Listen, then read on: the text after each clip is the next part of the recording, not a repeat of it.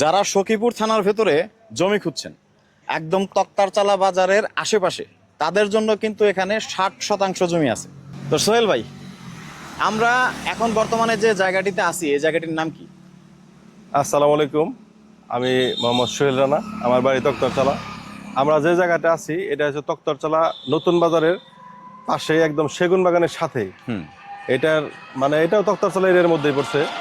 এখানে 108% জমি আছে মোট। এখানে দেখেন ওই যে ওই দিকে খুঁটি আছে, এটা ওই খুঁটি পর্যন্ত এই মেইন রোড থেকে এইটুকু হচ্ছে দোকান পজিশন। আচ্ছা, এইটুকু এটা দোকান পজিশন 3% করে প্লট করা হয়েছে। এখানে 7% 3% করে প্লট করা হয়েছে, 7% জমি। আর বাকি জমিগুলা বাসা পজিশন করা আছে। ওইটার মাঝখান দিয়ে 10 ফিট করে রাস্তা আছে।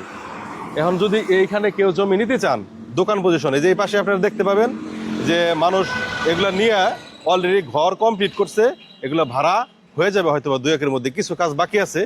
এখন আপনারা যারা নিতে আগ্রহী যে তক্তরচালা ফার্নিচারের ব্যবসার জন্য, যে এখানে অনেকগুলা ফার্নিচারের শোরুম আছে, কারখানাও আছে, কাজ চলতেছে, অনেকগুলো আছে। এখানেও যারা জমি নিতেছে ওনারাও ফার্নিচারের কারখানা এখানে করবে।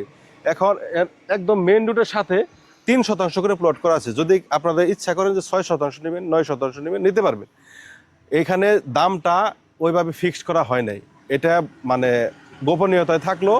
আপনারা যারা নিতে ইচ্ছুক আপনারা আসবেন, জমি দেখবেন, কাগজপত্র দেখবেন, তারপরে দামটা হচ্ছে আলোচনা সাপেক্ষে। হ্যাঁ তারপরে দামটা আপনারা বলে দেবো। যদি আপনাদের বুঝে পড়ে আপনারা জমিটা নিতে পারেন।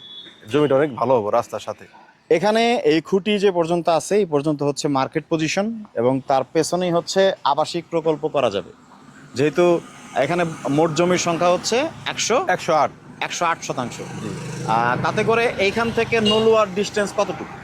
এখান থেকে নলুয়া 4 কিলোর মতো হবে সম্ভবত। আর তক্তারচালা বাজার? তক্তরচালা 2 কিলো, 1 কিলো 2 কিলো এরকম। মানে খুবই শর্ট ডিস্টেন্স, মানে মোটরসাইকেল নিয়ে যাইতে 2 মিনিট সময় লাগবে এরকম।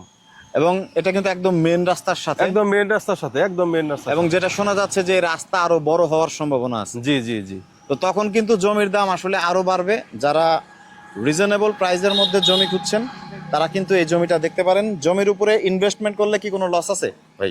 আশা করি এই জমিতে আপনি ইনভেস্ট করলে কোনো লস নাই, কোনো লস, লাভ ছাড়া কোনো কথা মানে নাই। কেউ যদি ইনস্ট্যান্ট বাড়ি করতে চায় সেটিও করতে পারবে। পিছনে বাড়ি করবে, সামনে দোকান করবে, অথবা যদি কেউ বলেন যে দোতলায় বাসা থাকবো, নিচতলা মার্কেট থাকবো, সেই জন্য একদম পারফেক্ট একদম একটা জমি। এটা কি 3%ই নেওয়া যাবে? প্লট আকারে একসাথে 6% নেওয়া? হ্যাঁ, নিতে পারবেন। এটা 3% করে প্লট করা। যদি কেউ মনে করে আমি 6% নিব, নিতে পারবেন, সেটাও নেওয়া যাবে। জি।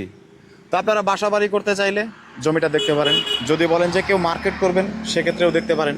আবার যদি কেউ মনে করেন যে ইনভেস্ট করে এখানে পরবর্তীতে জমির দাম যখন বাড়বে তখন পরবর্তীতে আপনারা বিক্রি করবেন, সেক্ষেত্রেও কিন্তু ভালো একটা টাকা প্রফিট করার সুযোগ আছে। জি জি জি। জমির কাগজপত্রের বিষয়ে একটু বলেন। জমির কাগজপত্র সব আপ টু ডেট করা, যেগুলো দলিল হয়ে গেছে।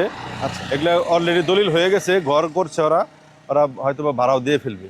এগুলা আপ টু ডেট কাগজপত্র। সেক্ষেত্রে স্ক্রিনে যে নাম্বার দেওয়া রয়েছে এই নাম্বারে সরাসরি আপনার সাথে যোগাযোগ করা যাবে। স্ক্রিনে সেটা আমার নাম্বার, আপনারা যোগাযোগ করবেন, আশা করি ঠকবেন না। প্রিয় দর্শক, স্ক্রিনে দেওয়া নাম্বারে আপনারা কিন্তু যোগাযোগ করে এখান থেকে প্লট নিতে পারবেন। একসাথে যদি 2-3টা প্লট নেন সেটিও পারবেন। আপাতত কি প্লট বুকিং হয়ে গেছে নাকি এখন পর্যন্ত এমটি আছে? এখানে আপনার 4-5টা প্লট মানে বিক্রি হয়ে গেছে অলরেডি। ও আচ্ছা আচ্ছা, মানে 4-5টাই বাকি আছে। জি জি জি। সো আগে আসলে আগে পাবেন, এরকম একটা ব্যাপার আছে, কারণ জমি তো আসলে বেশি দিন থাকে না। জি জি। তো স্ক্রিনে দেওয়া নাম্বারে আপনারা যত তাড়াতাড়ি পারেন সরাসরি কিন্তু সোহেল ভাইয়ের সাথে যোগাযোগ করতে পারবেন। আসসালামু আলাইকুম।